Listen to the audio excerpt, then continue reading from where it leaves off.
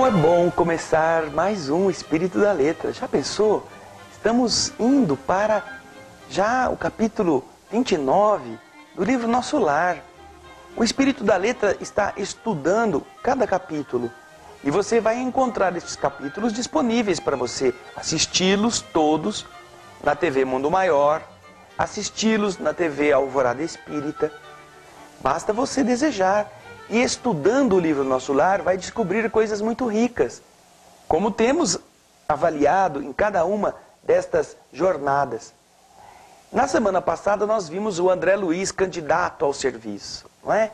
O serviço chegou, ele abraçou, trabalhou o tempo que pôde e agora, durante a madrugada, ele já podia até ter ido descansar, mas se ofereceu para horas extras de trabalho. E é exatamente agora, na companhia da enfermeira Narcisa, que André Luiz vai aprender muita coisa.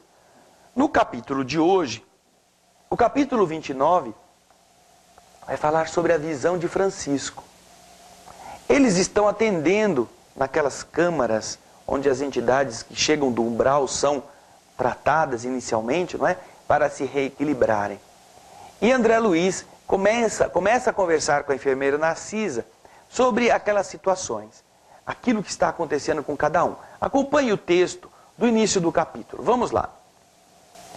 Enquanto Narcisa consolava um doente aflito, fui informado que me chamavam um aparelho de comunicação urbana, como se fosse um telefone.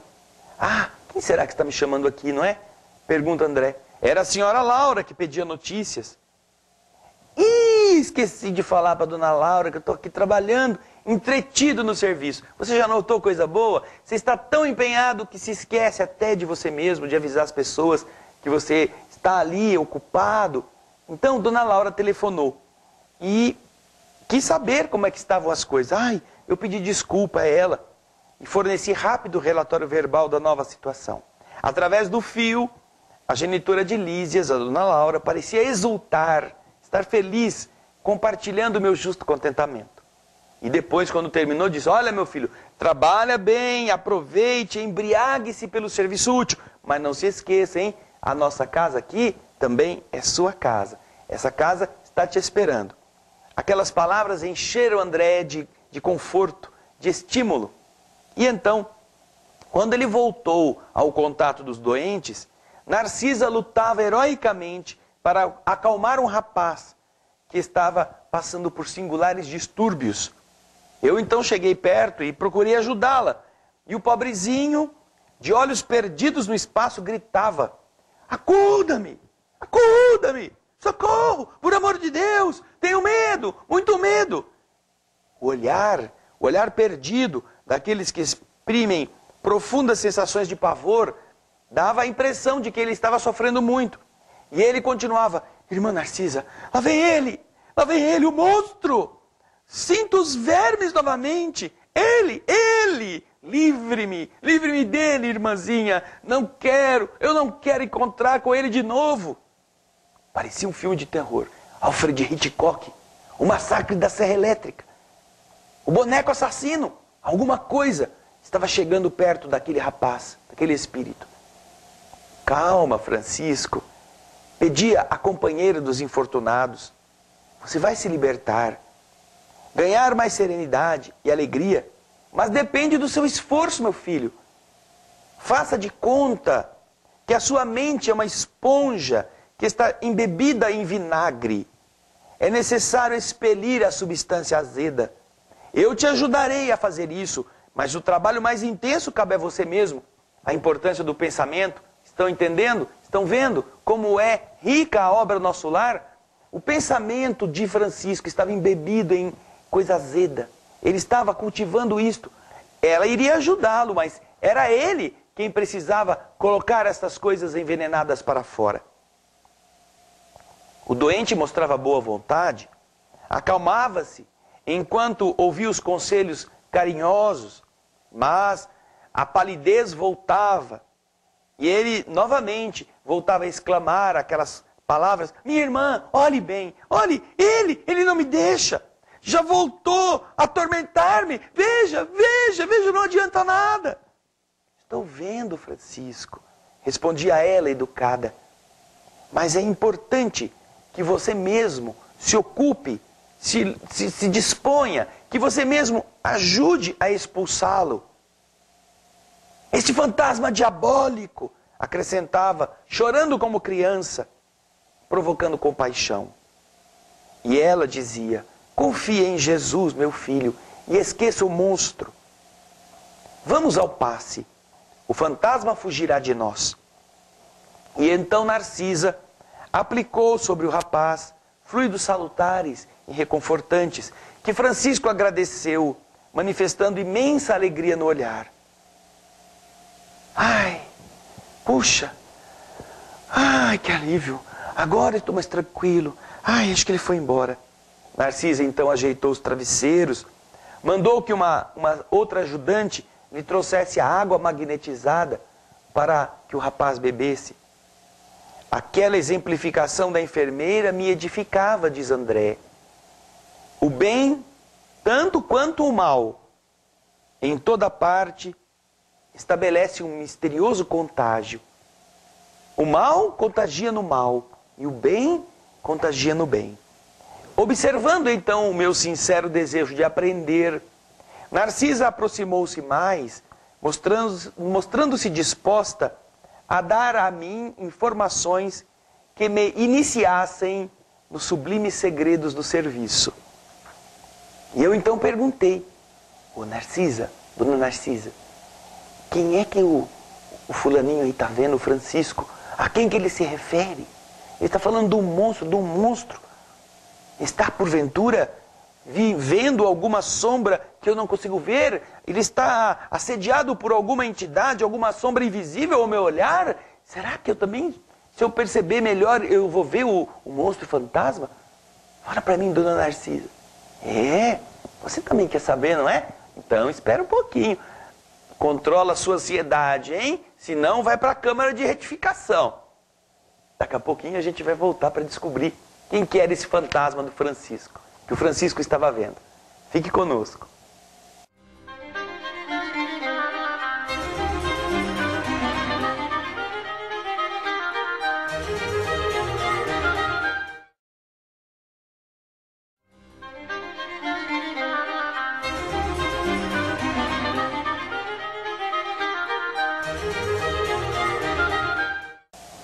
Estamos voltando com o espírito da letra, analisando a obra de André Luiz, o livro Nosso Lar, que é o nosso roteiro. Você já tomou aguinha com açúcar? Aproveitou o intervalinho? Ai, deu uma respirada para conter a ansiedade? O que será que estava fazendo o Francisco ter aquele surto? O que será que ele estava vendo? Que monstro era este? André Luiz também está preocupado. Será que ele, André Luiz, também poderia ver esse monstro que só o Francisco estava reclamando? Será que era uma sombra que André Luiz ainda não conseguia ver, mas que estava ali com eles? Porque essa visão de Francisco era viva. Francisco via aquele monstro que vinha persegui-lo. Narcisa dizia: não, vamos fazer a prece, ele vai embora. Ora, será? Ele vai embora? Então tem gente aqui. Será que se eu bobear, ele não gruda em mim também? André Luiz estava preocupado. Então, ele pergunta a Narcisa: dona Narcisa, que coisa estranha é essa? Aí, dona Narcisa, para ajudá-lo, responde: André, o que Francisco está vendo trata-se do seu próprio cadáver. Meu Deus do céu! André Luiz ficou sabendo que a visão de Francisco era nada mais, nada menos do que o do corpo que ele tinha na terra. Que me diz, dona Narcisa? Eu exclamei, espantado. O defunto, ele está vendo o defunto e está preocupado. Esse é o pavor dele. É, o pobrezinho. E agora a Narcisa vai explicar por que o Francisco estava desequilibrado daquele jeito. Vamos ver se isso nós mesmos não poderemos evitar conosco, hein? O pobrezinho, diz Narcisa. Acompanhe o texto aí. Ele era excessivamente apegado ao corpo físico e veio para a esfera espiritual após um desastre, fruto da pura imprudência. Esteve durante muitos dias ao lado dos despojos, lá no sepulcro. sem se conformar com a situação, essa situação adversa que ele esteve vivendo. Queria firmemente levantar o corpo morto, o corpo hirto, o corpo sem movimento. Ele queria levantar o corpo. Tal era o império da ilusão em que ele vivia. E nesse triste esforço, gastou muito tempo. Amedrontava-se com a ideia de enfrentar o desconhecido e não conseguia acumular nem mesmo alguns átomos de desapego às sensações físicas. Não valeram socorros das esferas mais altas, porque ele fechava a zona mental a todo pensamento relativo à vida eterna. Não pensava em vida que continuava depois da morte. Sua mente estava apenas vinculada à vida de carne e osso. Por fim, o que acontece com o corpo que morre? Apodrece. Os vermes fizeram Francisco experimentar tamanhos padecimentos que o pobrezinho afastou-se do túmulo, tomado de horror. Começou então a peregrinar nas zonas inferiores do umbral.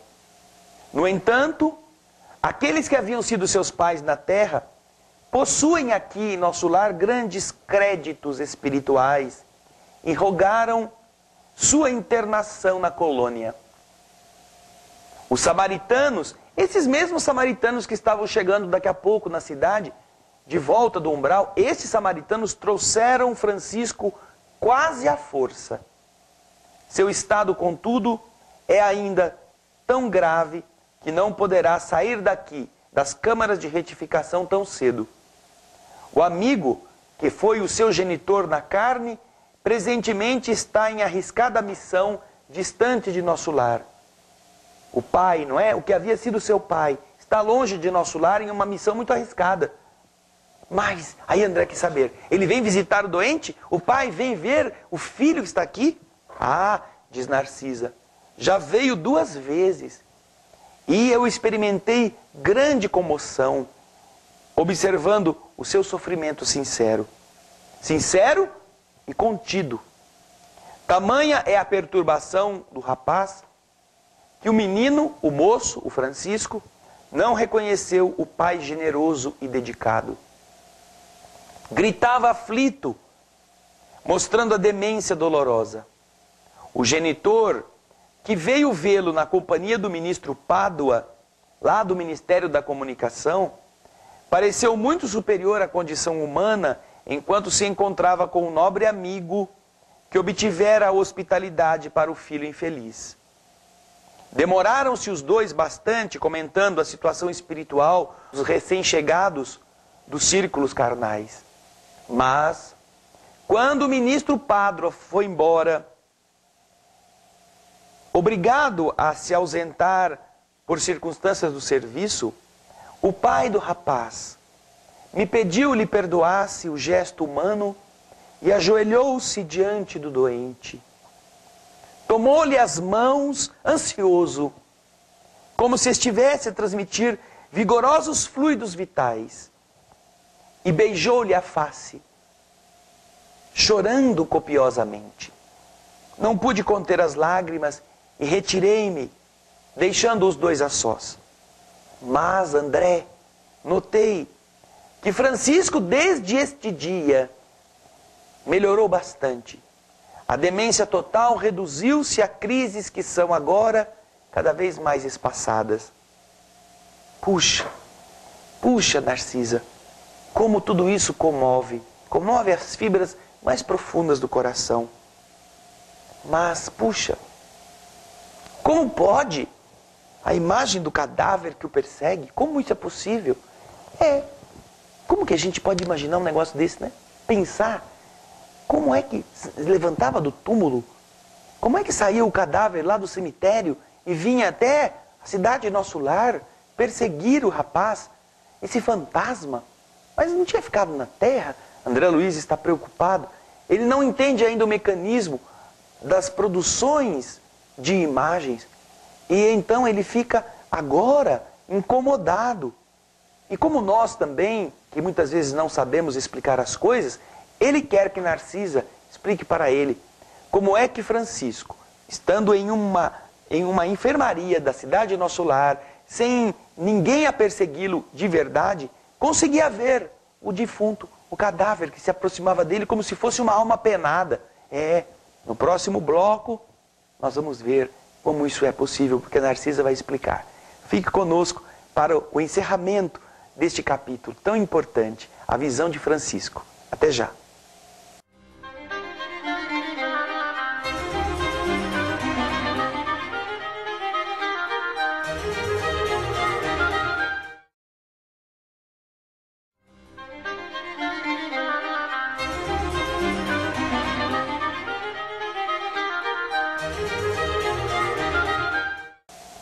Estamos voltando com o final do capítulo A Visão de Francisco, capítulo 29 do livro Nosso Lar. Você, tenho certeza, quer saber aquilo que André Luiz também queria saber. Como é possível que o Francisco, espírito, estivesse vendo o seu cadáver, o corpo cheio de vermes, corroído, meio metade caveira, coisas assim, né? Estranho. Esse não é um programa de terror, mas é que nós fazemos esse terrorismo. Vamos entender por quê com a explicação da enfermeira Narcisa. Como é que Francisco visualizava aquilo que só ele via? Vamos ao final do capítulo 29, a visão de Francisco. Acompanhe o texto da explicação que a Narcisa está dando ao André Luiz. Vamos lá. A visão de Francisco, esclareceu a velhinha atenciosa, é o pesadelo de muitos espíritos depois da morte carnal.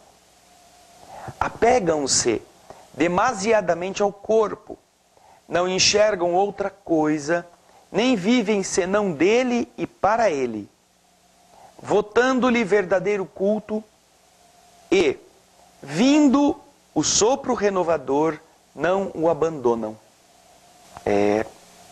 O sopro renovador é a morte.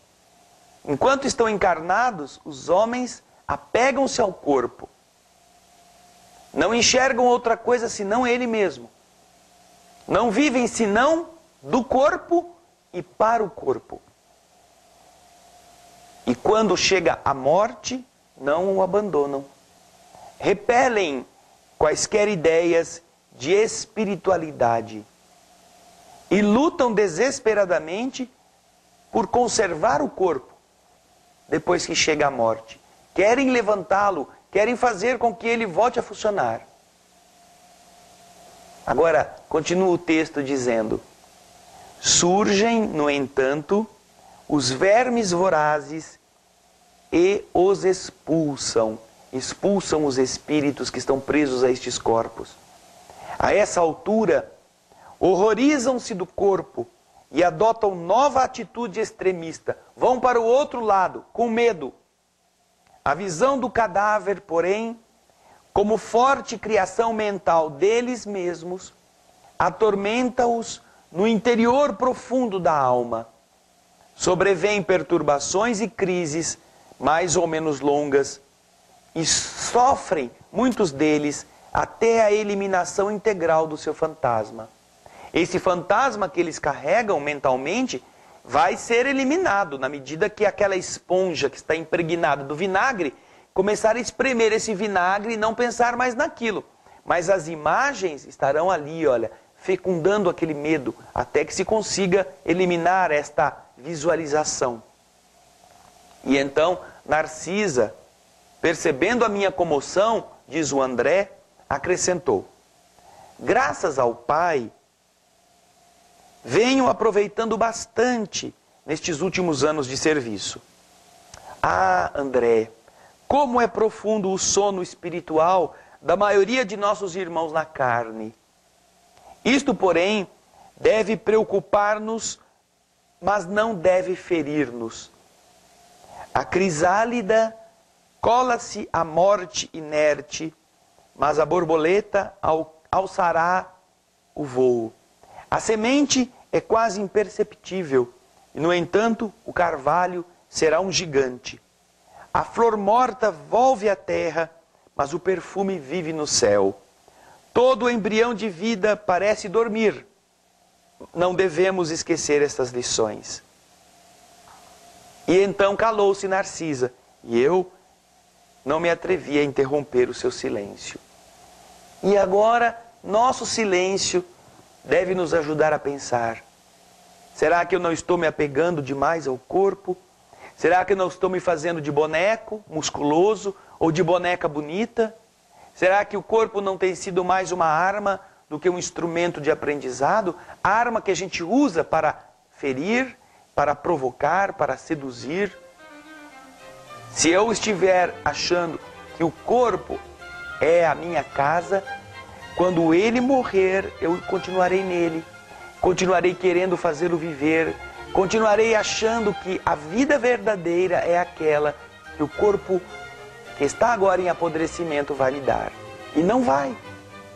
Então a visão de Francisco, como diz Narcisa, nos alertando, é a da grande maioria das pessoas que não se preparam para o lado espiritual da vida. E mais do que isto, não se desapegam durante a vida física das sensações do corpo.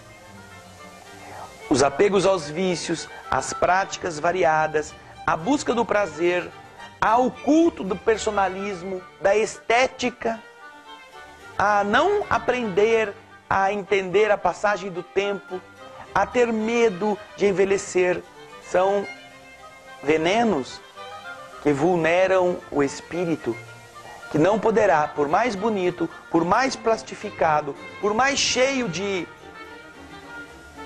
coisas que o embelezem no corpo, levar tudo isso com ele para o lado de lá. Do lado de lá estará como ele de verdade é. Então o que acontece? Aqueles que construíram um castelo e que veem que o castelo agora está morrendo, se apegam, ali querem ficar, até que vem o apodrecimento, a ruína do castelo, e ninguém quer ver aquele corpo tornar-se tão feio como acontece com qualquer decomposição. E então eles se sentem expulsos do castelo. Mas a imagem gravada na sua mente, daquele corpo que incha, que muda de cor, que começa a ser comido pelos vermes, fica marcado, porque é uma cena grotesca. E ele então se vê visitado por este pensamento, pela imagem que ele acumulou dentro dele mesmo. Revelação, está vendo como a importância do seu pensamento vai fazer você ser feliz ou infeliz do lado de lá? Por isso que o espírito da letra nos ajuda agora a não fazermos essas bobagens. Tá bem? Pense nisso. Continue a ler o Nosso Lar. Entre no nosso site, assista os programas anteriores na TV Mundo Maior e na TV Alvorada Espírita. Envie seu e-mail dando sugestões, apresentando sua opinião. É um prazer muito grande tê-lo conosco. Muito obrigado por mais este capítulo e até a semana que vem. Muita paz.